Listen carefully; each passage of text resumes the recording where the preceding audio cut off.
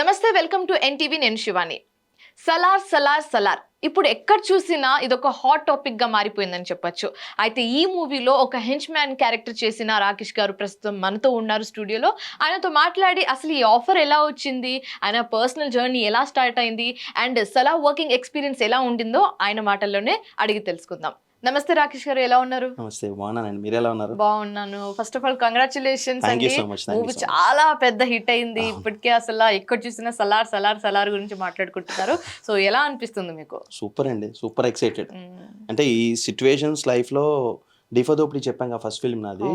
అది ఇందాక మనం అవుట్ ఆఫ్ ద కెమెరా మాట్లాడుకున్నప్పుడు ఆ మూవీ టైంలో నాకు ఇలాంటిది వచ్చింది. బట్ ఈ సినిమా ఏంటంటే నా స్క్రీన్ ప్రెజెన్స్ ఎంతసేపు ఉంది అనే దానికన్నా నాకు నీకున్న ఇచ్చిన దాంట్లో నువ్వు చాలా బాగా చేసావు అనే టైప్లో కొంచెం క్యారెక్టర్ ఇంపార్టెన్స్ ఉండడం అనేది.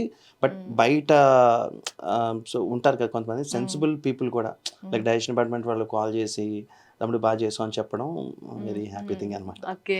సో ఇప్పుడు వరకు వచ్చిన బెస్ట్ కాంప్లిమెంట్ ఏంటి మీకు? ఇప్పుడు ఈ జర్నీలో ఇప్పుడు వరకు చేసిన మూవీస్, వెబ్ సిరీస్ కానివ్వచ్చు, బెస్ట్ కాంప్లిమెంట్ ఏంటి? అంటే ఇది కొంచెం చెప్తే అతిగా ఉంటుందేమో కానీ మధు అని ఒక అసోసియేట్ డైరెక్టర్ అనమాట. తను విశ్వనాథ్ గారి దగ్గర, కే విశ్వనాథ్ గారు, తను ఇవాళ మార్నింగ్ ఫోన్ చేశారు, బాగా చేశారు రాకేష్ గారు ఇది ఏదని చెప్పి. అదే భయ్యా నేను వచ్చిన అవకాశం ప్రూవ్ చేసుకున్నానంటే, తను చెప్పింది ఏంటంటే అవకాశం వచ్చింది అనేది సెకండరీ, ప్రూవ్ చేసుకోవడం అనేది నువ్వు ఆల్రెడీ ప్రూవ్డే. అంటే తను ఏంటంటే నువ్వు బాగానే చేస్తావు, వచ్చింది పర్ఫెక్ట్ గా నిలబెట్టుకున్నావు అని చెప్పడాన్ని కొంచెం పొయిటిక్ గా చెప్పిన, అలా చెప్పలేకపోతున్నాను, చూసుకున్నట్టు కొంచెం జాగ్రత్తగా అన్నట్టు. అది ఒక బెస్ట్ థింగ్. ప్లస్ ఏంటంటే ఆఫ్ కోర్స్ ఫ్యామిలీ నుంచి వచ్చినా అది సెకండరీ కదా. ఇంకా లేదు, ఫ్యామిలీ నుంచి వెళ్ళలేదు. అంటే ఐ హావ్ 4.5 years కిడ్. వాడు మన జైలుకే నాకు చుక్కలు చూపిస్తాడు. ఇప్పుడు వాడిని తీసుకెళ్ళానంటే ఫ్యూచర్ లో మిమ్మల్ని స్క్రీన్ మీద చూసి అప్పుడు చాలా ఎక్సైటెడ్ గా అవుతారు. సో ఈ ఎక్సైట్మెంట్ ని, ఈ హ్యాపీనెస్ ని ఒక వన్ వర్డ్ లో డిస్క్రైబ్ చేయాలంటే ఏం చెప్తారు మీరు? ఈ సిచ్యువేషన్ నాకు కొత్త. ఫస్ట్ థింగ్, ఇలాంటి సిచ్యువేషన్ ఇంత ఎక్సైట్మెంట్ తో ఇంత కాల్స్ రాలేదు. అంటే లైక్ బయటకు నాకు అంటే బయట కామన్ పీపుల్, మా బ్రదర్ సినిమా నుంచి బయటకు వచ్చాక టిఫిన్ చేద్దామంటే అరే రేపు వద్దు, ఇక్కడ వద్దు, బాగోదు జనాల మధ్య, అరే ఏంటో నువ్వు ఎప్పుడే ఆ రేంజ్ లో ఊహించుకుంటావు అనుకున్నా. అంటే అలాంటిది కొంచెం కొత్తగా అనిపించింది. కాకుండా ఇండస్ట్రీ నుంచి కొంతమంది కాల్స్ చేసి ఇప్పుడు ఒక మూవీ ఆఫర్ చేశారు, అది కొంచెం బెస్ట్ థింగ్ అనిపించింది. బూస్టప్ అనిపించింది. అల్టిమేట్ గా అదే కదా మెయిన్ ఏం చేసినా, అది కొంచెం. సో ఇప్పుడు మొత్తం the whole nation wants to know, మీకు ఆఫర్ ఎలా వచ్చింది, Salaar offer? Prashanth sir casting ఎలా ఉంటుందంటే రెండే ఆయనకి. అంటే ప్రభాస్ గారు, పృథ్వీరాజ్ గారు ఇవి పక్కన పెట్టేస్తే 2 things ఆయన తీసుకునేది. ఒకటి పర్ఫామ్ చేయగలడని నమ్మకం, రెండో క్యారెక్టర్ సరిపోతాడు. ఈ రెండు కాకుండా ఇప్పుడు మీరు వెళ్ళి ఆయన కనిపించి మీరు ఆ క్యారెక్టర్ సరిపోతారు, పెర్ఫామ్ చేయగలుగుతున్నారు అంటే మిమ్మల్ని తీసుకుంటారు. ఆయన ఇంకా ఈ మార్కెట్ ఏంటి, ట్రేడ్ ఏంటి, ఇది ఏం ఉండదు ఆయనకి. ఆయన కథే ఆయనకి ఇది. సో ఆయన ఆ మనిషిని చూసి విజువలైజ్ చేసుకుంటారేమో. అంటే ఆ లుక్ చూసి విజువలైజ్ చేసుకుంటారు, పెర్ఫార్మెన్స్ చూసి చేయగలరా లేదా చూస్తారు. బట్ అలా నాకు అరౌండ్ 1.5 years బ్యాక్ నేను ఆడిషన్ ఇచ్చానండి. ఇస్తే అంటే కాల్ ఎలా వచ్చింది ఫస్ట్? లేదు, ఆడిషన్స్ జరుగుతున్నాయి, ఓపెన్ ఆడిషన్ జరిగింది. అప్పుడు నేను వెళ్ళలేకపోయాను. బట్ నేను డబ్బింగ్ ఆర్టిస్ట్ అని చెప్పాను కదా. సో అక్కడి నుంచి ఉన్న ఒక కోఆర్డినేటర్ ఒక ఆయన చంద్రబాబు నాయుడు అని, ఆయన తమ్ముడు ఒకసారి వచ్చి ఆడిషన్ ఇచ్చి వెళ్ళి ఉంటే ఇచ్చా. తర్వాత ఇంకొంతమంది ఏదో వేరే హ్యాకర్ రోల్ అన్నట్టు ఏదో చెప్పారు ఫస్ట్. అదేమో అనుకున్నా first. All of a sudden నీ కాల్ వచ్చి రేపటి నుంచి షూటింగ్, ఆర్ఎఫ్సీలో షూటింగ్ ఎన్ని రోజులు అనేప్పటికీ నాకు అర్థం కాదు. ఈ బిఫోర్ 5 o'clock కాల్ వచ్చింది, నెక్స్ట్ రోజు నుంచి షూటింగ్. నెక్స్ట్ రోజు నుంచి అరౌండ్ ఒక 12 days కంటిన్యూ జరిగింది. లక్కీలీ ఆ టైంలో నేను ఏదో కమిట్ అవ్వకపోవడం, ఇది మిస్ అవ్వకపోవడం, ఆ లుక్తో అలా కమిట్ అవ్వడం. కానీ ఏంటంటే ఒక 15 months నేను ఏది కమిట్ అవ్వలే.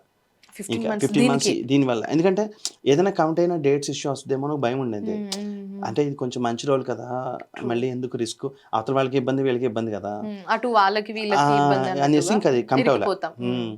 లక్కీలీ నేను అంటే ఎక్స్పెక్టెడే నాకు ఈ రేంజ్ ఉంటుంది సినిమా హిట్ అనే విషయం నాకు అప్పుడే అనిపించింది. ఎందుకంటే సింపుల్ లాజిక్, మీరు సినిమా చూసే ఉంటారు, సినిమాలో మీరు కొత్త ప్రపంచంలోకి వెళ్ళడం ఇవన్నీ ఉన్నాయి. నేను ఫస్ట్ డే షూట్లో చూసినప్పుడే నాకు ఆ ఫీల్ కలిగింది. ఇప్పుడు నాకు సినిమా చూస్తే నాకు ఇది కొత్త ప్రపంచం అనిపించలే, రెగ్యులర్ వెళ్ళాను కదా అనే ఫీల్. కానీ మేము చూసినప్పుడే ఏంటి సెట్లు ఏంటి ఇలా కూడా ఉంటుందా. ఎగ్జాంపుల్ పొద్దున్న ఎక్కడ అనుకుంటే వచ్చింది, ఆర్ఎఫ్సి అనేది మన ఇండియాకి ఒక వండరు, ఆర్ఎఫ్సిలో బాహుబలి ఒక వండరు, ఇప్పుడు కేజీఎఫ్ సలార్ సెట్స్ ఇవన్నీ కూడా సలార్ సెట్స్ అన్ని కూడా మీరు ఏది చూసినా మీకు ఇంత గ్రాండియర్ గా ఇంత పిన్ టు పిన్ అబ్జర్వేషన్స్ లో ఎలా చేస్తారు అనిపిస్తుంది. అవునవును. మనకేంటంటే చూసి నాకేంటంటే ఈ షాట్ ఇక్కడ తీసారు, ఈ షాట్ ఇక్కడ, అదే ఫీల్ తో చూస్తూ ఉంటాం కదా. But it's a great experience overall గా. సో అది 15 months బ్రేక్ అనేది అంటే దానికి కేటాయించడం అనేది హార్డ్ వర్క్ పేడ్స్ ఆఫ్ అన్నట్టుగా అనిపించిందేమో. 15 months అనేది మోర్ దెన్ దట్ చెప్పాలంటే. హార్డ్ వర్క్ పేడ్ ఆఫ్ అని అనిపిస్తుంది, సాటిస్ఫాక్షన్ ఉంది అది. అవునండి. ఓకే, మొత్తానికి ప్రభాస్ గారితో మీకు ఎక్స్పీరియన్స్ ఎలా ఉండింది? ఒక చిన్న సిచ్యువేషన్ షేర్ చేసుకుంటానండి. ఫస్ట్ డే నాకు సెట్లోకి వెళ్ళిన చెప్పాం కదా, ఫస్ట్ ఆ సెట్ని మొత్తం అబ్జర్వ్ చేయడానికి నాకు కొత్తగా ఏంటి అసలు ఇలాంటి ప్రపంచం ఉంటుందా అనేలా అనిపించింది. తర్వాత నాకు మలయాళం మోహన్ లాల్ గారి తర్వాత ఆ మలయాళం అన్ని రకాల లాంగ్వేజ్ చూస్తాం కదా, ఆయన ఫస్ట్ ఫిలిం నుంచి అన్ని గుర్తిస్తాయి. పృథ్వీ గారిని చూస్తే ఆయన బెస్ట్, ముంబై పోలీస్ కానీ రావణ్ కానీ మంచి ఏంటి ఈయనతో నేను ఉన్నానా అని ఫీలింగ్. ఆయన మీదే నేను అరుస్తూ డైలాగ్ చెప్పాలి, ఎవరి మీద? పృథ్వీరాజ్ గారి మీద అరుస్తూ క్యారెక్టర్ లో చెప్పేసి నేను వెనక్కి తిరిగి నా బాస్ ఎవరైతే ఉంటారో అతను వస్తే నేను వెనక్కి తిరగాలి. చూసినంటే ప్రభాస్ గారు నన్ను చూసినంటే ఒక అదే నేను క్యారెక్టర్ పరంగా ఇలా చూసి ఆడియో అనేటప్పుడు వెళ్ళిపోవాలి. బట్ ఆయన్ని చూసిన వెంటనే ఒక ఇల్లు ఉంటుంది కదా మనకి, ప్రభాస్ గారు అదే ఫస్ట్ టైం చూడడం, వచ్చి వెనకాల నుంచున్నారు. నేను ఆయన చూసిన అంటే మేము వెళ్ళి ఆ సీన్ జరుగుతుంది, ఆయన చూసిండే ఎక్స్ప్రెషన్ పరంగా నేను ఏం మార్చకూడదు. లక్కీ లేదు, బ్యాక్ షాట్ తెలియలేదు, కానీ అని వెళ్ళిపోయినా అదొక బెస్ట్. కానీ ఏముండదు ప్రభాస్ గారితో అంటే లైక్ మనం అనుకుంటాం కదా, ఇప్పుడు మనం ఎలా మాట్లాడుకుంటున్నామో అలాగే మాట్లాడతారు. 1% యాటిట్యూడ్ కానీ లైక్ ఏంటంటే వీళ్ళు చిన్న ఆర్టిస్టులు ఏముండదు. ఇట్స్ లైక్ సెట్లో కూడా అలాగే ఉంటారు. మనకి లైక్ ఏంటంటే మహారా ఫైట్ చేసిన టైంలో మీకు అప్పుడు టాక్ వచ్చి ఉంది, ఐ డోంట్ నో పర్ఫెక్ట్లీ, కాలు హెయిర్ సర్జరీ అయింది, నీ సర్జరీ అయిందని అరౌండ్ 15-20 days షూట్ చేశారు. తర్వాత అంటే 2 weeks తర్వాత ఆయన కూర్చుని ప్రతి సిచ్యువేషన్ ని అర్థం చేసుకుని ఎంత హోంవర్క్ చేస్తారంటే, ఒక డైలాగ్ చెప్పాలన్నప్పుడు డైలాగ్ ప్రిపేర్ అవ్వడం కాదు, ఆ మూడ్ క్రియేట్ చేసుకోవడం కోసం, అడాప్ట్ చేసుకోవడం కోసం అక్కడ చుట్టూ ప్రతి చిన్నది అదేదో చెప్తాం కదా, వచ్చి ఫస్ట్ రాజాది గ్రేట్ లో అట్మాస్ఫియర్ ఓన్ చేసుకున్నాడని, అలాగా ప్రతి సిచ్యువేషన్ ప్రశాంత్ సార్ అలాగే చెప్తారు. సరే ఇంకొకసారి చేద్దాం, సరే ఓకే ఫైన్, ఎక్కడ మిస్టేక్ అయిందని చూసుకుని ఆ మూమెంట్ ఎవరికైనా తగులుతుందంటే, ఎందుకంటే ఆ ఫోర్స్ లో ఎక్కడైనా తగిలేచ్చు, అది చిన్న పర్సెంట్ పొరపాటున టచ్ అయినా సారీ చూసుకోలేదు. ఆయన అలా మాట ఈ స్టార్ కి ఇంత అవసరమా అనిపిస్తుంది మనకి. మేము లోపలికి వెళ్ళినా కూడా వెళ్తాం మామూలుగా, హాయ్ అన్న అంటే హాయ్ అంతే, అంతకన్నా మాకు ఎక్కువ స్కోప్ ఉండదు. వాళ్ళు ఆ మూడ్ లో ఉంటారు, డిస్టర్బ్ చేయకూడదని. నేను కానీ మా బజరంగ్ అనే పర్సన్ కానీ. So it's a great experience నిజంగా. సో ఏం ఫోటో ఏం దిగలేదు ఆయనతోటి అంటే కంటిన్యూటీ ఇష్యూస్ కదండి. నేను ఇప్పుడు యాక్చువల్లీ మీకు పంపించిన ఫోటో నేను ఫస్ట్ డే షూట్ లో తీసుకుంది. వాళ్ళు ఏంటంటే వాళ్ళు బయట ఎక్కడ అంటే వాళ్ళు ముందే చెప్పారు లీక్ అవ్వకూడదు అనేది ఒకటి. నా ఫోటో కూడా నేను పెట్టాను. అంటే రీజన్ ఏంటంటే, ఎందుకు ఒకేసారి అఫీషియల్ మూవీలో వస్తే బెటర్ కదా, నువ్వు చెప్పుకుని ఇదంతా చెప్పే కన్నా మిమ్మల్ని వేరేగా చూడొచ్చు, ఎక్స్పెక్టేషన్ ఎక్కువ ఉండొచ్చు, ఇంతే ఉంది ఇంతేనా దీనికైనా తడవాడు చేశాడు అనుకోవచ్చు. బట్ ఇట్స్ డీసెంట్ అండి నా క్యారెక్టర్ వరకు. నాకు నిజంగా స్క్రీన్ మీద కనిపించింది వాళ్ళ దాని మీద. ఇంకోటి ఏంటంటే అది ఎక్కడ ఎడిట్ అవ్వలే, నేను చేసింది మొత్తం బెస్ట్ ఎక్స్పీరియన్స్ అని చెప్పొచ్చు, బెస్ట్ పాయింట్ అని చెప్పొచ్చు. చేశాక కొన్ని ఎడిటింగ్లు తీసేసి అది ఫీల్ అంటే ఒకటండి, అది ఫీల్ ఉంటది. కానీ ఇప్పుడు ప్రభాస్ గారి కన్నా పృథ్వీ గారి కన్నా ప్రశాంత్ సార్ కథే మెయిన్, ఫ్రాంక్ గా మాడితే సినిమాకి అదే మనం అందరం యాక్సెప్ట్ చేసేది. సో దానికి అవసరం అయితే పెద్ద వాళ్ళు సీన్లే పోతాయండి. మాది అలా నాకేం చేయలేదు, ఎందుకంటే ఆయన ఫుల్ క్లారిటీ అండి. ఆయనకి వితిన్ నాకు 17 seconds లో డైలాగ్ చెప్పాలన్నా నాకు ఈ లెంగ్త్ లో చెప్పాలని చెప్తారు. ఆయన పర్ఫెక్ట్ చెప్తారు. ఆయన చేసి చూపిస్తారు కూడా ప్రశాంత్ సార్. ఎక్స్ప్రెషన్ కాబట్టి డైలాగ్ మాడ్యులేషన్ ఎలా ఉండాలి చెప్తారు. ఎక్స్ప్రెషన్ మరి అది చెప్తారు, అది కావాలని చెప్తారు. ఆయన నాకు ఇలా కావాలమ్మా, ఇలా గట్టిగా అరవాలి. అయినంటే కొంచెం ప్రభాస్ గారి మీద అరిచేది ఉంటుంది కదా, కొంచెం ఇంకా డబుల్ ఉండాలి. ఇంకోటి ఏంటంటే అది చెయ్యాలి, ఎందుకంటే అలా అరిస్తేనే ఆయనకి ఇంకా కోపం వస్తుంది. రెచ్చగొట్టడం అనేది కదా, కొంచెం అది గ్రేట్ ఆపర్చునిటీ నిజంగా. నాది అరౌండ్ ఒక 30 days దాకా చేశాను ఇంచుమించు. ఓకే ఓకే ఆ ఫైట్ కొన్ని సీన్లు అలా. ఓకే. సో లోపల ఫ్యాన్ మూమెంట్ లా అలా ఉన్నా బయటేమో అరవడము. అంటే ఫ్యాన్ మూమెంట్ అనేది అండ్ బయట పర్సన్స్ తెలియగా మనకి ఎలా ఉంటుందంటే అక్కడ ప్రభాస్ గారు కనిపిస్తారు, ఆ ఫీల్ ఉన్నా యాక్ట్ చేసినప్పుడు అదేం పెట్టుకో.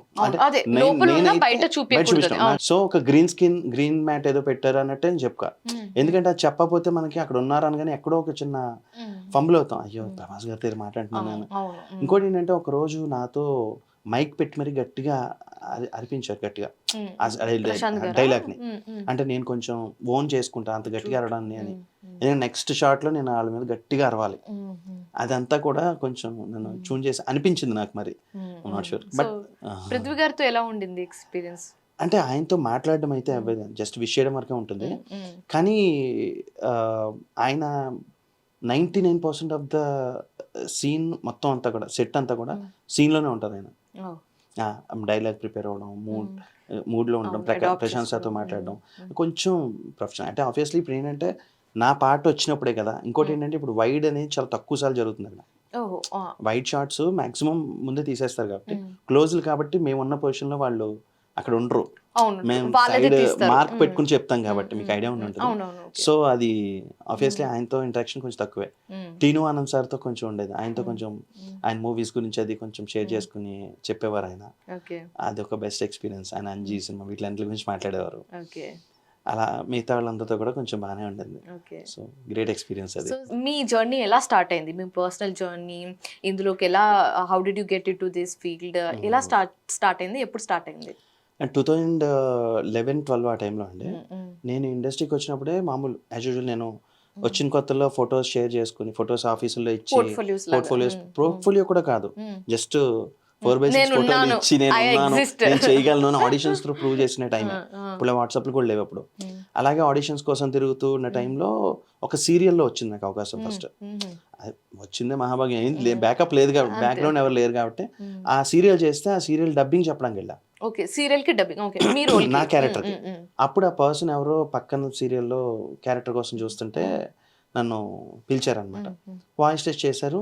ఈ లోపు నేను బయట కూడా స్టూడియోస్కి వెళ్ళి కూడా వాయిస్ నేను ఆర్టిస్ట్ అని చెప్పేవాడిని. వాయిస్ టెస్ట్ తీసుకునేవారు. అలా ఒక పర్సన్ నన్ను గుర్తించి మీరు ఒకసారి ఆడిషన్ రండి అని, ఆయన సీనియర్ కోఆర్డినేటర్ రావుశ్రీ గారు అని డైరెక్ట్గా భరతుడి క్యారెక్టర్ రామాయణం, ఇంటింట రామాయణం ఒక సీరియల్లో భరతుడి క్యారెక్టర్కి ఇచ్చారు, మెయిన్ క్యారెక్టర్కి ఇచ్చారు. సో అక్కడ నాకు డబ్బింగ్ కెరీర్ స్టార్ట్ అయింది. తర్వాత ఎవరో వెల్విషర్స్ యూనియన్లో కూడా ట్రై చేయి, యూనియన్ కార్డ్ తీసుకుంటే మంచిదని డబ్బింగ్ యూనియన్ కార్డ్ తీసుకున్నాను.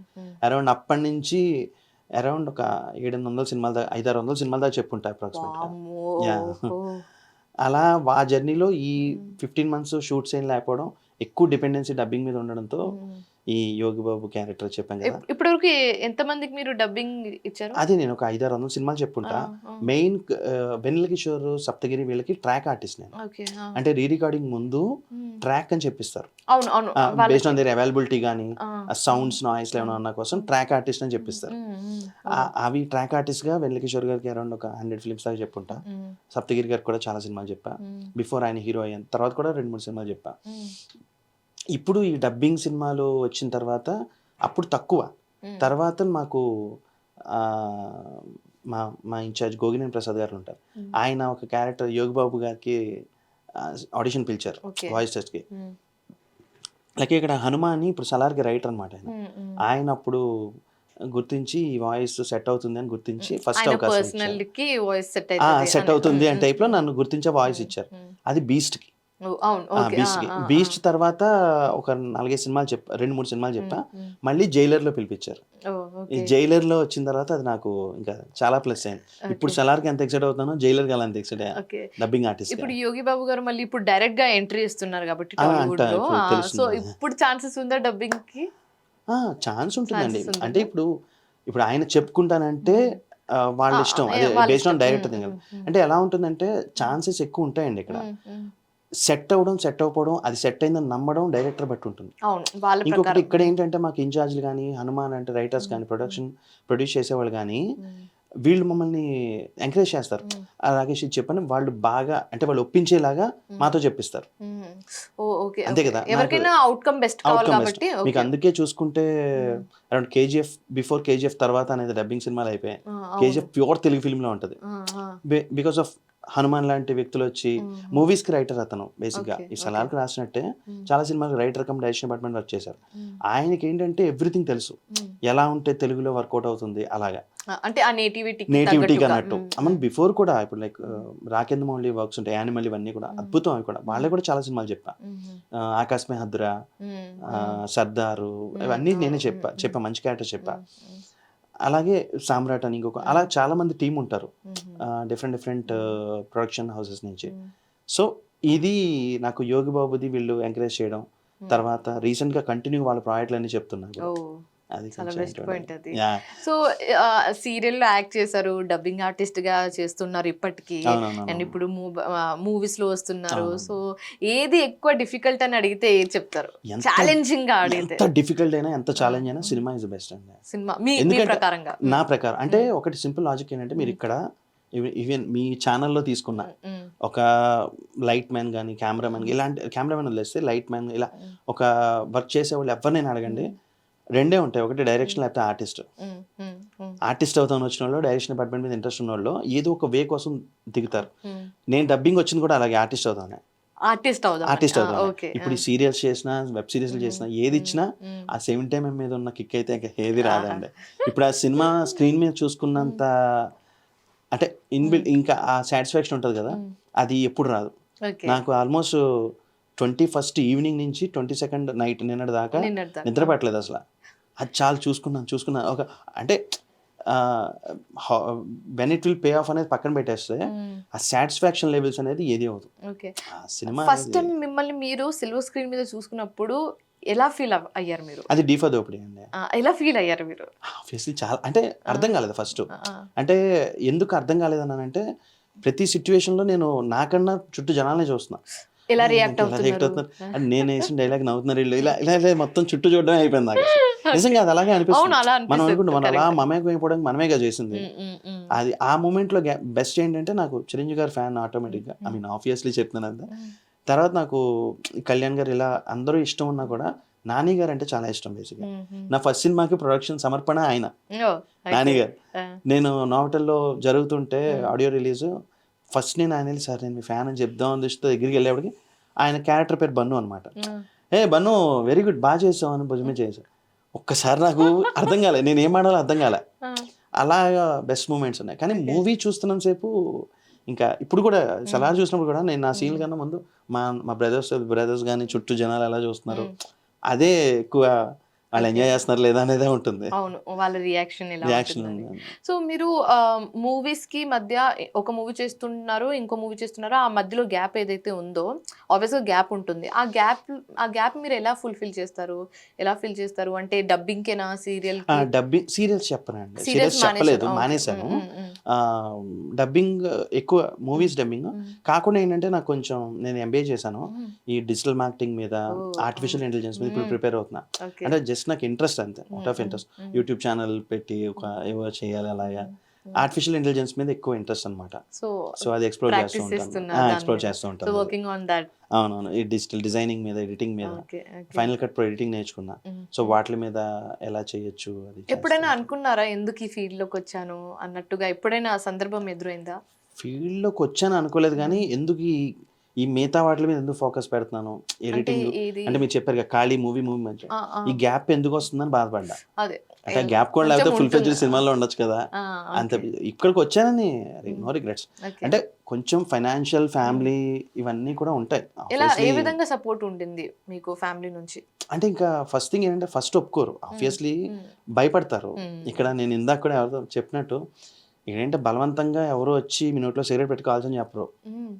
ఆబ్వియస్లీ అది మీలో ఉంటేనే మీరు ఆ పని చేసేసి ఇండస్ట్రీ మీద తోసేస్తారు. యాక్చువల్గా అయితే ఇక్కడ ఎవరు ఉండరండి, లేదు సీరియస్లీ అంతే. ఇక్కడ ఎవరు ఉండరు, ఇక్కడ అందరూ కళ్ళు చూసే మాట్లాడతారు. వాళ్ళ దృష్టి అలా ఉండడంతో ఆడు చూడు ఎలా చదువుతున్నాడు అంటారు. అవన్నీ ఉంటాయి ఇక్కడ. నేను అది చాలా మంచి ఇండస్ట్రీ అండి ఇది, సీరియస్లీ. అంటే నాకు తెలిసినంత వరకు, ఎందుకంటే నేను అలా చెప్తున్నానంటే, నేను షూట్ లేనప్పుడు నేను ఇంట్లోనే ఉంటాను. నేను బయటికి వెళ్ళి ఇంకా ఎక్కడికి ఎవరి దగ్గరికి వెళ్ళను. ఫ్రెండ్స్ ఎప్పుడు కలవాలంటే డైరెక్షన్ డిపార్ట్మెంట్ వాళ్ళు కలుస్తా. నాకున్న లిమిటెడ్ ఫ్రెండ్స్ మళ్ళీ అందులో క్లోజ్ సర్కిల్ బాగా చాలా తక్కువ మంది. దాంతో నాకు ఉన్న రిలేషన్స్లో మాట్లాడినా కూడా అందరూ ప్లెయిన్గానే ఉంటారు. ఎవడో తప్పు చేసినాడు ఈ ఇండస్ట్రీలో, మా ఇండస్ట్రీలో ఇంతేరా అంటారా, మీ ఇండస్ట్రీ ఏంటారా ఇది అని మీ వాళ్ళు మీ వాళ్ళు అంతేలేరా అంట, మీరు మాకు మా జిల్లా భాష మాట్లాడుతున్నారు. సో ఎదురవుతుంది అది ఎవరికైనా. కానీ ఇక్కడ నాకు ఎప్పుడు రిగ్రెట్స్ అంటే కొంచెం ఏదైనా ఫ్యామిలీ పరంగా ఫైనాన్షియల్గా ఇష్యూస్ వచ్చినప్పుడు ఏంటంటే ఇండస్ట్రీకి ఎందుకు వచ్చానరా అనిపించదు, కానీ ఇందులో ఎందుకు సంపాదించలేకపోతున్నాం అంటే లైక్ నా లోపం, లైక్ నేనే ఏదో డ్రాబ్యాక్ ఉంది. ఎందుకంటే కష్టపడితే వచ్చేస్తాండి. ఇప్పుడు సలార్ చేసి నేను మాట చెప్పట్లే, డెఫినెట్గా కష్టపడి ప్రతి ఒక్కరికి ఏదో ఒక రిజల్ట్ ఉంటుంది. నేను అందుకే 21st నైట్ నేను సలార్ టీంని అడిగి ఫోటో పెట్టచ్చా అని అడిగి పెట్టుకోవచ్చు అనగానే ఫస్ట్ అదే పెట్టా. ఇంత పొడుగు మెసేజ్ రాసా, వద్దులే నేను ఒక్కడే కష్టపడే ప్రతి ఒక్కరికి శుక్రవారం ఉంటుంది, దిస్ ఫ్రైడే ఇస్ మైన్ అని పెట్టి. అందుకే అనిపించింది ఆ రోజు నిజమే నేను కష్టపడ్డాను, నాకు వచ్చింది. అది ప్రౌడ్ మూమెంట్, కానీ నో రిగ్రెట్స్ అండి. ఇక్కడ రావడం అనేది ఎక్కడో అదృష్టం, అంతే. హార్డ్ వర్క్ పెయిడ్ ఆఫ్ అంతే. ఓకే, సో సలార్ మూవీలో మీరు చేసేటప్పుడు ఏమైనా ఛాలెంజింగ్ పాయింట్ మీకు అనిపించిందా? ఒక చిన్న స్పాట్ అంటే ఏంటంటే యాక్చువల్గా ఇప్పుడు నా నేచర్ ఏంటంటే నేను ఒకటి సీన్ పేపర్ మనకి ఇచ్చినప్పుడు సీన్ లేదో ఒకటి నేను ప్రిపేర్ అవుతా, అది డైరెక్టర్తో చెప్తా, అన్నా ఇది నేను ఇలా చెప్పనా లేకపోతే ఇలా చెప్పనా, ఇలా అడుగుతాం ఆబ్వియస్లీ వాళ్ళకి ఎలా కావాలో. అక్కడ ఏంటంటే కొంతమంది ఫుల్ ఫ్లెడ్జ్డ్ క్లారిటీతో నా దగ్గర తీసుకుందాం అనుకునే వాళ్ళు, తమ్ముడు ఇంకా ఇలా చేయి తమ్ముడు, ఇంకా ఎక్స్ప్రెషన్ ఇలా ఇవి కొంచెం వియర్డ్గా పెట్టి ఇలా చెప్తారు. ఇలాగే ప్రశాంత్ సార్ దగ్గర నేను బిహేవ్ చేయడానికి లేదు, ఎందుకంటే నాకు ఆయన ఎలా మనకు తెలియదు, ఎలా రిసీవ్ చేసుకుంటారో తెలీదు. అప్పుడు నేను ఒక ట్రిక్ యూజ్ చేసింది ఏంటంటే, డబ్బింగ్లో మేము చేసినప్పుడు ఒక స్క్రీన్ మీద అతన్ని చూసి అతను లిప్ సింగ్ చేస్తాం ఫస్ట్, తర్వాత డైలాగు మారుస్తారు, రైటర్స్ మార్చి ఇలా చెప్పమంటారు. ఇంకొక పర్సన్ ఏంటంటే కొంతమంది నాకు ఇదే కావాలని చెప్తారు, వాళ్ళతో ఏంటంటే నేను ఆర్గ్యూ చేయలేను, ఎందుకు ఇది కావాలి, ఈ టైం వేస్ట్ కన్నా చెప్తే అయిపోద్ది కదా, చేసేస్తాం. అప్పుడు ఏం చేస్తాం, ఒక చిన్న మాట కలిపిస్తాను, సారీ ఇంకోటి చెప్తానంటే బాగానే ఉంది ఇది ఉంచే అంటారు. అలా కొంచెం కవర్ చేసుకుంటాం, అంటే మనలో లోపల ఉంటది కదా, వాళ్ళ ఈగో హర్ట్ చేయకుండా రిక్వెస్ట్ చేసుకుంటాం అన్నట్టు. అంటే ఆ పండుతుంది కదా క్యారెక్టర్, అది పండితే ఇంకో క్యారెక్టర్లు వస్తాయి, వాళ్ళకి అర్థం అవుతుంది. నువ్వు అనుకున్నావు కదా చెప్పే తమ్ముడు అని కొంతమంది అంటారు. ప్రశాంత్ సార్ దగ్గర ఏంటంటే ఫస్ట్ నేను చేసినప్పుడు ఒక చిన్న సీక్వెన్స్ జరిగినప్పుడు నేను కొంచెం ఏవేగా వెళ్ళాను, అది ఆయనకి నచ్చింది, లక్కీలీ నచ్చి ఏం మాట్లాడలే, అంటే ఓకే రాకేష్ అన్నారు. మా అనవసరంగా నేను ఎక్కువ మైండ్ పెట్టానేమో వీళ్ళు ఎందుకు. నేను ఒక హోంవర్క్ చేశాను ఇక్కడ, నాకు 5 o'clock ఫోన్ వచ్చింది, 6 o'clockకి నేను KGF 1 స్టార్ట్ చేసి KGF 2 దాకా ఒక 4 to 5 hours సినిమాలు 2 చూసా. ఎందుకంటే ఇప్పుడు ఆయన వచ్చిన వెంటనే ఒకసారి షాక్ అవ్వాలని అనుకో, ఆయన సినిమాల్లో ఎలాంటి షాకింగ్ ఎక్స్ప్రెషన్స్ ఉంటాయి, షాక్ లెవెల్ ఎంతవరకు ఉంటుంది, ఆయనకి ఏ విధంగా కావాలనేది. ఇప్పుడు అంటే కథ ఏదైనా ఎక్స్పెక్టేషన్ ఒకటే ఉంటుంది కదా, ఎమోషన్ ఒకటే ఉంటుంది, ఒక్కొక్క డైరెక్టర్ కి ఒక్కొక్కలా ఉంటుంది. ఇప్పుడు ఆయన అంటే చాలా అంటే మనం అని అనుకో ఎందుకు ఆపరేషన్ చేస్తా అంటారని భయం, అంతే కదా. అందుకని అవి చూసాను ఆయన ఎక్స్ప్రెషన్స్ ఎలా ఉంటాయని, అది నాకు చాలా హెల్ప్ అయింది. ఆయన లక్కీలు చెప్పడం. ఇంకోటి ఏంటంటే ఇక్కడ రైటింగ్ సైడ్ ఈ హనుమాన్ చెప్పాను కదా, ఈయన కాకుండా శాండీ అని ఇంకొక పర్సన్ ఇప్పుడు డైరెక్షన్ చేస్తున్నారు, ఆయన హెల్ప్ ఎక్కువ ఉండేది. డైలాగ్ సీన్ చెప్పినప్పుడు ఏంటంటే ఈయన చాలా సీరియస్గా ఉంటారని భయం ఉంటాం కదా, అతను చాలా కామెడీగా చెప్పేవాడు, తమ్ముడు ఇలా చెప్తాడు అందుకని రాకేష్ ఇలా కావాలని చెప్పేసేవాడు. చెప్తున్నా కూడా తను అక్కడ నన్ను ఫ్రీ చేసేవాడు. అంటే నేను చెప్పిన అంటే ఏం లేదు చెప్పు, ఇలాంటివి బాగానే చెప్తావు నువ్వు నా సార్ రమ్మని అంటే చెప్పు స్వామి నువ్వు డైలాగ్ ప్రిపేర్ అయ్యాక చెప్పు అనేవాడు. అలా నాకు ఆ ఫ్రీనెస్ చేయడం, అది నాకు ఇప్పుడు చూసుకుంటుంటే అరే ఈ మూమెంట్లో అన్న హెల్ప్ చేసాడు ఇలా చెప్పి ఇలా కొంచెం గుర్తుకొస్తా ఉంటాయి. అవి గ్రేట్ మూమెంట్స్ నాకు నిజంగా. సో ఇది మూవీలో ఛాలెంజింగ్ పాయింట్ అని చెప్పారు. సో ఎంత కాదనుకున్నా డబ్బింగ్ లో కూడా ఒక ఛాలెంజింగ్ పాయింట్ ఉంటుంది. ఇప్పటి వరకు ఏమైనా ఫేస్ చేశారా? ఈ క్రాఫ్టే చాలా క్రియేటివిటీలో ఒక ఈజియెస్ట్ వే అనిపిస్తుంది. అంటే ఈజియెస్ట్ అంటే ఒక కంఫర్టబుల్ వే అనిపిస్తుంది. అంటే ఇక్కడ మాకు డబ్బింగ్ చెప్పడం, ప్రాజెక్ట్ తీసుకొచ్చి ఇన్ఛార్జీలు చెప్పించడం వరకునే మాకు తెలిసింది. కానీ వాళ్ళు మమ్మల్ని చాలా ఇన్ఫ్లుయెన్స్ చేస్తారు. మా సీనియర్స్ కానీ మా ఇన్ఛార్జీలు కానీ ముందే చెప్తారు, వాళ్ళు ఇలా చెప్పాలి, అతని ఎక్స్ప్రెషన్ చూడు, వాయిస్ ఇలా చెప్పు, ఎవ్రీథింగ్ అంతా వాళ్ళు క్లియర్ గా చెప్తారు, పెడతారు. సీనియర్ యాక్టర్స్ అయితే ఇంకా అసలు చెప్పక్కర్లా, వాళ్ళు వాళ్ళ దాన్ని ఏమంటారు, వాళ్ళ రెజ్యూమ్సే మాకు పెద్ద ఇదే ఉంటుంది అనమాట. వాళ్ళందరూ చెప్పిన వాయిస్లు ఇవన్నీ కూడా చూస్తే ఎలా చెప్పారు అనుకుంటాం. చూసి మేము కొంచెం అంటే మరీ పేపర్ మీద దిద్దించడం కాదు కానీ కొంచెం homework వాళ్ళని చూసి మేము చేయాల్సి వస్తది. అర్థమైపోతుంది. తర్వాత ఇక్కడ ఎవరైతే చెప్పిస్తారో వాళ్ళు చాలా క్లియర్గా చెప్తారు. ఓకే. ఇలా రాకేష్ నాకు ఇంత కావాలి, ఈ లెంగ్త్లో ఈ ఎమోషన్లో చెప్పు. ఇక్కడ ఇప్పుడు రాకేంద్ర మౌళి అని చెప్పాం కదా, తనైతే అసలు మీకు అసలు గ్లిప్ అనేది ఎక్కడ మీకు డౌట్ కూడా రాదు. ఆ డౌట్ వచ్చిన చోట మొత్తం ప్రజెంటేషన్ మార్చేస్తాడు అతను. ఓకే. అలాగా చేసినప్పుడు మాకు చాలా ఈజీ అయిపోతుంది, ఫ్రీడమ్ ఇస్తారు. కానీ అక్కడ ఏమైనా వేయచ్చా, ఇంకేమైనా ట్రై చేద్దామా అని అడుగుతారు, మేము చెప్తాం. అలా డబ్బింగ్లో నాకు ఇంతవరకు ఏ ఫేస్ చేయాలి అంటే ఇనీషియల్గా ఎప్పుడైనా 1 or 2 times అంటే అవమానాలు అయితే కామన్ అండి, ఎక్కడైనా ఉంటాయి. యాక్సెప్ట్ చేసుకుని ముందుకు వెళ్ళాలి. ఇంకేం చేయలేము అది. అంతే. ఇప్పుడు యాక్టింగ్లో నేను ఒక మూవీకి వెళ్తే ఒక డైరెక్షన్ డిపార్ట్మెంట్ అతను అన్నాడు, తమ్ముడు నువ్వు సన్నబడు తమ్ముడు, మంచి క్యారెక్టర్స్ ఉన్నాయి, ఈ లుక్తో ఉంటే కష్టం, మరీ వియర్డ్గా అనిపిస్తున్నావు. వియర్డ్గానా అని ఫైన్ అంటే మనుషుల్లో ఈ టైప్ కూడా ఉంటారు కదా అనుకుని సరే అని ఒక 8 months నేను అసలు 3 months విరివిగా చేసి అసలు సన్నగా అయిపోయా. యా విపరీతంగా చేశా, అంటే చూస్తే గుర్తుపట్టినట్టు అయిపోయా. ఆ మూమెంట్లో అతను మళ్ళీ కనిపించి అన్న ఇలా ఉన్నాడు, ఏంటమ్మా ఇలా అయిపోయావు, అరే నువ్వు ఆ లుక్లోనే బాగున్నావు, అసలు ఆ స్పేస్ ఉంది ఇండస్ట్రీలో, ఆ చబ్బీ లుక్తో ఉన్న స్పేస్ చాలా మంది ఖాళీ ఉంది, నువ్వు అనవసరంగా ఇలా అయిపోయావు. అప్పుడు మీ రియాక్షన్ ఏముండింది? బ్లాంక్. అంటే అప్పుడు అర్థమైంది అంటే ఓకే ఇక్కడ ఒకటి అవసరం, ఇంకోటికి అవకాశం, ఆ మూమెంట్లో ఏదైనా జరగచ్చు. సో ఇంకా హ్యాస్ టు మూవ్ అని అంతే. ఇంకా అంటే ప్రెజర్స్ తీసుకునే టైం కూడా ఉండదండి ఇక్కడ. బాధపడి ఎందుకంటే ఫ్యామిలీ ఫైనాన్షియల్గా ఫీడ్ చేయాలి, ప్లస్ ఈ ప్యాషన్ ఒకటి చేసుకోవాలి. ఇంకోటి ఏంటంటే వేరే ఇండస్ట్రీస్ అయితే ఇలా ఉంది ప్రాబ్లం అనగానే బ్రదర్స్ ఫాదరో అరే అదేం కాదు నువ్వు ఇలా చేసుకొని చెప్తారు. ఇది ఎవరికి తెలియదు, మా ఫ్యామిలీలో ఎవరికి తెలియదు. నేను ఇలాగా ఇండస్ట్రీలో చేస్తున్నాను కానీ ఫస్ట్ ఏంటంటే నాకు కంఫర్ట్ చూస్తారు వాళ్ళు, ఎక్కడైనా అంతే కదా పేరెంట్స్, ఎందుకు అవసరమా ఇంత పోరాడుతూ, ఎంబీఏ చేసుకున్నా హ్యాపీగా ఇవన్నీ చేస్తున్నా ఏదో చేసుకోవాలి. నేను వాళ్ళకి చెప్పలేను, ఏజ్ వచ్చాక వాళ్ళతో నేను లేదు పోరాడతానని చెప్పలేక సరే ఓకే మూవ్ అని. ఇంకా సో డబ్బింగ్లో నాకు ఎక్కడ రిగ్రెట్స్ రావండి, బ్యూటిఫుల్ ఇండస్ట్రీ. సో ఇప్పటి వరకు మీరు చేసిన రోల్స్ లో మీకు తెగ నచ్చేసిన రోల్స్ ఏది అని అడిగితే సలార్ అండి. సలార్ మించి ఫస్ట్ ఫిల్మ్ డీఫదోపిడి, అందులోది అంటే దానికి దీనికి తేడా ఏంటంటే ఇక్కడ నాకు తెలిసి యాక్ట్ చేసిన అప్పుడు నాకు జీరో నాలెడ్జ్, ఏమీ తెలియదు. అక్కడ జరిగింది ఏంటంటే అప్పుడు నా ఫేస్ చూసి తీసుకున్నారు.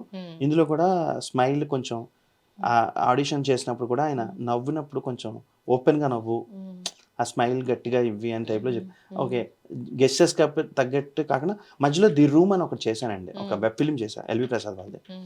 అది ఫుల్లీ సాటిస్ఫైడ్ రోల్ పరంగా. లాలోకి ప్లీజ్ అని ఐ డ్రీమ్ వాళ్ళవి యూట్యూబ్ ఛానల్లో చేసేవాడిని. అనురాగ్ పాలుట్ల అని తన డైరెక్టర్ అనమాట, వాసుదేవ్ రెడ్డి గారు ఐడియా ఉంటుంది. వాళ్ళ ప్రాజెక్ట్స్ ప్రతి దాంట్లో డిఫరెంట్ క్యారెక్టర్స్, ఓ దాంట్లో స్లాంగ్తో మాట్లాడతాం, ఓ దాంట్లో ఏదో సమ్ ఇంకొక టైప్ ఆఫ్ నత్తిగా ఉన్నట్టు అలా అన్ని రకాల ప్రాక్టీసులు చేస్తాం అక్కడ. అది నాకు యాక్టింగ్ సైడ్ చాలా హెల్ప్ అయింది అనమాట. ఓకే. సో ఇందాక మీరు అన్నారు ప్రశాంత్ గారిని కలిసి ముందు మీరు KGF Part 1 Part 2 అన్ని చూసేసారు చాలా, ఒక 2-3 hours లో. సో ఇలాంటివి ఏమైనా హోంవర్క్ చేయడం జరిగిందా సలార్ కి సంబంధించి? ఇంకక్కడ లేదండి, నేను సెట్లోకి వెళ్ళాక నాకేంటో తెలుసు. హోంవర్క్ చేసే అంత పెద్ద డైలాగ్స్ ఏం కాదు, బట్ ఏంటంటే నాకు సలార్ సినిమా నుంచి అర్థమైంది ఏంటంటే ఇంటూ ద క్యారెక్టర్ ఉండాలి. ఇంటూ ద క్యారెక్టర్ ఉంటే అక్కడ మీరు సీన్ పేపర్ మీద ఏమున్నా కూడా వాళ్ళు చూసుకుంటారు, క్యారెక్టర్లో ఉండాలి, అడాప్ట్ చేసుకుని ఆ మూడంతా అలాగే ఉండాలి. అది నాకు ఎంతవరకు ఏంటంటే మిగతా క్యారెక్టర్స్లో అలా చేసినా అంత రికగ్నిషన్ లేదు, అలాంటి మూవీస్ కూడా చేయలేకపోయాను. ఇప్పుడు తెలిసింది ఏంటంటే ఓకే మనం ఇంటూ ద క్యారెక్టర్ ఉంటే మనం ఏం చేసినా ఆటోమేటిక్గా కళ్ళలోంచి ఎక్స్ప్రెషన్ వస్తుంది.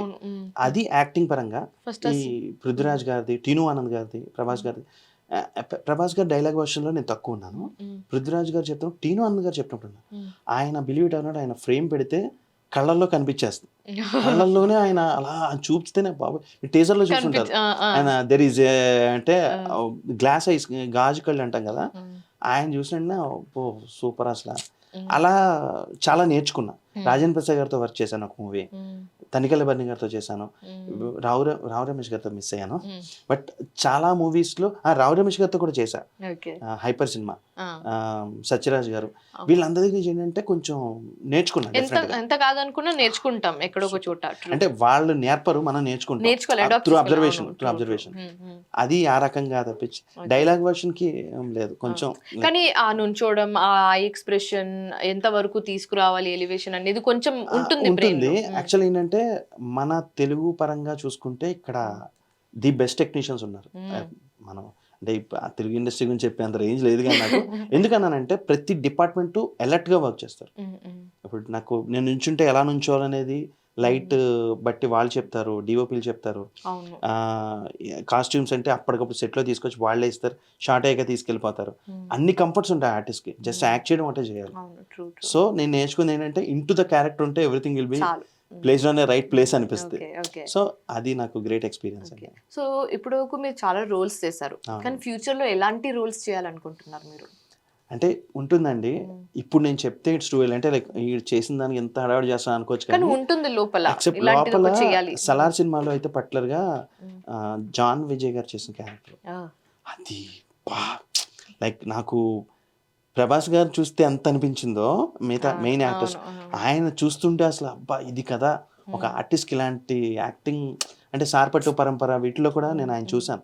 అందులో నేను డబ్బింగ్ చెప్పినప్పుడు ఇది కదా అసలు అనిపించేది అయితే అలా ఉంటుంది. ఇంకేంటంటే ఫస్ట్ నేను ఒక గోల్ పెట్టుకుని ఇలాంటి చేయాలనే దానికన్నా మంచి క్యారెక్టర్ వస్తే చాలు. మంచి క్యారెక్టర్ అంటే మంచిది నా ఉద్దేశం పాజిటివ్ క్యారెక్టర్ అని కాదు, ఏదొచ్చినా క్యారెక్టర్కి ఛాన్స్ ఉంటే, క్యారెక్టర్ చేసే ఛాన్స్ ఉంటే చిన్న పుష్. ఎందుకంటే నేను కొత్తగా వచ్చాను కదా, ఒక 10 ఏళ్ళే అయింది నాకు, అంత మెచ్యూరిటీ ఉండదు కాబట్టి క్యారెక్టర్ గురించి కొంచెం ఎక్స్ప్లెయిన్ చేయగలిగితే నేను డెఫినెట్ గా. ఇప్పుడు మీ ముందు ఒక సిచ్యువేషన్ పెట్టారనుకోండి, ఒక పెద్ద ఫిలిం కానీ అందులో చిన్న రోల్, ఒక పెద్ద రోల్ కానీ చిన్న మూవీ, చిన్న ఫిల్మ్ అంటే ఏది మీరు చూసేస్తారు? యాజ్ ఆఫ్ నో ఇప్పుడున్న పరిస్థితుల్లో అయితే పెద్ద ఫిల్మ్ లో చిన్న రోల్ అండి. చిన్న ఫిల్మ్ పెద్ద రోల్ నేను చూస్ చేసుకోను. రీజన్ ఏంటంటే ఇంత క్లారిటీగా లేదు, నేను పడ్డానండి. నేను చిన్న సినిమాలు కొన్ని త్రూ అవుట్ రోల్స్ అని చెప్పేసి సినిమాలు చేశాక అది రిలీజ్ అవ్వడానికి 1.5 year 1 year కూడా పట్టేది. రిలీజ్ అయ్యి అది డిజాస్టర్ అటర్ ఫ్లాప్ లాంటివి అయినప్పుడు మనసు తీసుకునేది కాదు. ఇంకోటి ఏంటంటే ఆ సినిమాలకి బడ్జెట్స్ తక్కువ ఉంటాయి, ఫినాన్షియల్గా కూడా ఆ బడ్జెట్స్ తక్కువ ఉండడం వల్ల ఎలా ఉన్నా పర్లేదు ముందు మంచి రోల్గా చేసేద్దాం, అది లైక్ వాళ్ళ ప్రమోషన్స్ వైజ్ కానీ లేకపోతే ఆ టైమ్లీ రిలీజ్ కానీ ప్రాపర్ టైంలో రిలీజ్ అవ్వకపోవడం కానీ ఇలాగ నాకు దెబ్బలు తగిలి ఉన్నాను. అంటే ఇప్పుడు చిన్న సినిమాలు అంటే ఇంకా చిన్న సినిమా పెద్ద సినిమాలు ఏమి ఉండవండి, డిఫరెన్సియేషన్ హై బడ్జెట్ బట్టి చూస్తాం. బడ్జెట్ పట్టైనా చిన్న పెద్దదని హీరోస్ ఫ్రాంక్గా చెప్పాలంటే ప్రెస్టేజియస్ ఇలా రిలీజ్ బట్టి అండి. ఇప్పుడు ఇమీడియట్ రిలీజ్ ఉంది అంటే అది పక్కా రిలీజ్ అవుతుంది అనే సినిమాలు అయితే ఒకలా ఉంటుంది, పెద్ద సినిమాలు అయితే పక్కా రిలీజ్ అవుతాయి కదా, అది కొంచెం అనిపిస్తుంది. ఎందుకంటే ఇప్పటికే 10-12 ఏళ్ళలో నేను చేసిన చిన్న సినిమాల్లో పెద్దగా ఆడకపోయినా అలానే డిఫోదోబ్ లాంటి సినిమాల్లో నాకు మంచి పేరు వచ్చినవి కూడా ఉన్నాయి. ఇప్పుడు క్యారెక్టర్ పరంగా అత్తారిల్లును సినిమా చేశా, అది ఒక బ్రాహ్మిన్ వెరైటీ స్లాంగ్తో ఉంటుంది. ఆ సినిమా కొంచెం అటు ఇటు అయినా నాకు మాత్రం చాలా మంచి పేరు వచ్చింది. అలా వచ్చినవి కూడా ఉన్నాయి, కానీ రిస్క్ చేయలేం కదా. ఇప్పుడు వచ్చి మంచి క్యారెక్టర్ అయితే వేరు కానీ ఇప్పుడున్న సిచ్యువేషన్ ఎట్లా అంటే రాకేష్ బిఫోర్ సలార్ ఆఫ్టర్ సలారా? ఆబ్వియస్లీ ఉంటుందండి. ఉంటుందా అంటే మనిషి పరంగా ఉండదు కానీ క్యారెక్టర్స్ నాకు వచ్చేదాని పరంగా ఇండస్ట్రీ పరంగా చూస్తే అలా ఒకే ఒక అడ్వాంటేజ్ ఏంటంటే అండి, నేను గ్రోత్ ఎలా ఎదుగుతాను పక్కన పెడితే బ్యాక్గ్రౌండ్ ఎవరు పిలవరు. ఎలా ఉండేదంటే పాపం అన్న నాకు ఏదైనా క్యారెక్టర్ ఉంటే చెప్పన్నా, ఆడిషన్ ఇస్తే బాగుంది తమ్ముడు చెప్తాను, రేపు 15 రోజులు క్యారెక్టర్ ఉందిరా, ఫస్ట్ డే షూట్కి వెళ్ళినంటే బ్యాక్గ్రౌండ్ నుంచి పెడతారు. అన్న ఏంటన్నా చెప్తాను తమ్ముడు, ఏదో డైలాగ్ ఉంటాయి నేను చెప్తాను. అది ఎంత నరకంగా ఉంటుందంటే అండి, అక్కడ అది నేను చేయలేకపోతున్నాను, నా ఈ క్యారెక్టర్ కదా, ముందే నేను కమిట్ అవ్వాలి, ముందే మాట్లాడుకోవాలి. నేను అన్న ఏంటన్నా ఇలాంటి ఇచ్చావంటే, అబ్బా నువ్వు చేసేదానికి నువ్వు పెద్ద తోపేంటి, నీకు ఎంత పెద్ద క్యారెక్టర్లు ఇచ్చేస్తారా, అరే ఈ అవమానాలు పడడం ఇలా ఈయన ఎందుకు వచ్చాను ఇక్కడికి. అలా నేను ఒక సినిమాకి అయితే అరౌండ్ 20-25 days అవుట్డోర్ అనమాట, నరకం చూస్తాను. నాకు ఏం అర్థం కాలేదు, లైఫ్ ఏమైపోద్ది అనుకున్నా. ఇంకా అప్పుడు వచ్చిన తర్వాత వద్దు మనం బ్యాక్గ్రౌండ్ నుంచి తప్పుకోవాలన్నట్టుగా ఇలా ఈ పరంగా అయితే ఇలా ఫేస్ చేశారు. కానీ అంటే మూవీ అయ్యాక మీ పేమెంట్ విషయానికి వస్తే ఎలాంటి ఏమైనా హడల్స్ ఫేస్ చేశారా మీరు? అది ఆబ్వియస్లీ ఉంటాయండి, చిన్న చిన్నవి ఉంటాయి. అండ్ వేరియస్ థింగ్స్ అంటే పర్టికులర్గా నేను నమ్మే లాజిక్ ఏంటంటే ఇంటెన్షనల్గా ఒక 4-5 కోట్లు పెట్టి సినిమా తీసినాడు, నాకు ఇచ్చే అమౌంట్ కోసం సినిమా, నన్ను మోసం చేయడం కోసం సినిమా తీయడు. లాస్ట్ మూమెంట్లో చిన్న చితక ఇవ్వకపోవడం అవి ఉంటాయి. అంటే హ్యాస్ టు మూవ్ అని ఏం చేయలేము ఇంకా, అది వాళ్ళ ఇది బట్టి, అంటే వాళ్ళ పరిస్థితులు బట్టి. కొన్ని నిజంగానే ప్రమోషన్స్ టైంలో బడ్జెట్ లేక అవి కూడా జరుగుతాయి. ఏంటంటే keep on doing something, will get some good results అనమాట. మూవీ పరంగా, క్యారెక్టర్స్ పరంగా బౌన్స్ బ్యాక్ అవుతాయి కదా. చేయాలి, మన కర్తవ్యం మనం చేసేస్తే అంతే కదా. 100 షాట్లు ఆడిషన్ ఇస్తే ఒక షాట్ నుంచి కాల్ వస్తుంది, 99 పోయింది అనుకోవడం కన్నా ఒకటి ప్రూవ్ చేసుకుంటే సరిపోద్ది కదా. ఆ లాజిక్ చెప్తున్నా అంతే. సో ఫ్యూచర్ లో ఈ డైరెక్టర్ తోటి పనిచేయాలని మీకు ఏమన్నా అలాంటి గోల్స్ ఉన్నాయా? అందరూ అంటే ఇప్పుడు తెలుగు ఇండస్ట్రీలో, అంటే నేను అందరికీ ఒకేసారి బిస్కెట్ వేస్తాను అనుకోద్దు, తెలుగు ఇండస్ట్రీలో అందరూ తోపులే, అందరూ బెస్ట్ డైరెక్టర్స్. ప్రాబ్లం ఏంటంటే ఒకళ్ళు చాలా మంది అండర్ రేటెడ్ ఉన్నారు ఫ్రాంక్ గా మాట్లాడితే. ఇప్పుడు హరిశంకర్ గారు ఉన్నారు, అద్భుతం. గబ్బర్ సింగ్, త్రివిక్రమ్ గారు, అంటే వీళ్ళ గురించి మాట్లాడే రేంజ్ ఇంకా నాకు రాలేదేమో, కానీ చెప్తున్నా అంటే యాజ్ అన్ ఆడియన్ గా కాకపోయినా, ఆర్టిస్ట్ గా కాకపోయినా ఆడియన్ గా చెప్పచ్చు.